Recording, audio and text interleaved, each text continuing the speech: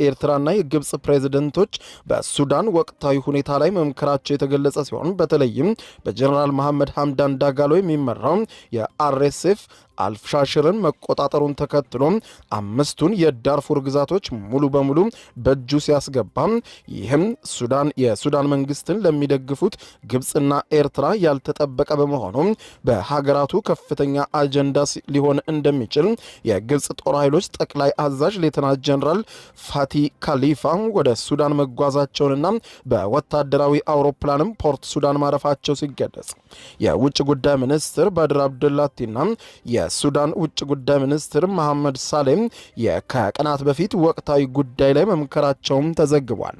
በተለይም ደግሞ የአርኤስኤፍ ኃይሎች ቁልፍ የሚባሉ ከተሞችን እየተቆጣጠሩ መምጣታቸው ከአርኤስኤፍ ኃይል በተቃራኒ ለቆሙትና በተለይም ደግሞ የሱዳን የአልቡርሃንን አገዛዝ የሚደግፉት ኤርትራና ግብጽ ከፍተኛ ድንጋጤ ውስጥ የገቡ ሲሆን ወታደራዊ ድጋፋቸውን በማጠናከር የሱዳን ማዕከላዊ መንግስት ተብሎ በተባበሩት መንግስታት ድርጅት እውቅና የተሰጠው የአልቡርሃንን መንግስት አሁንም በከፍተኛ ሁኔታ በመደገፍ ያጣውን የጦር ግንባር ድል መልሶ እንዲያገኝ ለማድረግም ንግግር መጀመራቸውም ተመልክቷል። የአርኤስኤፍ ጦር እየገፋ መምጣት በካይሮና በአስመራ ድንጋጤ ያጫረው በተለይም ደግሞ የአርኤስኤፍ ኃይሎች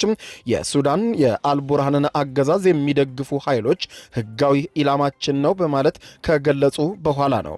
በተለይም ደግሞ ጀነራል ሐምዳን ዳጋሎ ወይም ሄሜቲ ኤርትራን በቃል ጠቅሰው ያስጠነቀቁ ሲሆን ከኤርትራ አውሮፕላን ማረፊያ የሚነሱ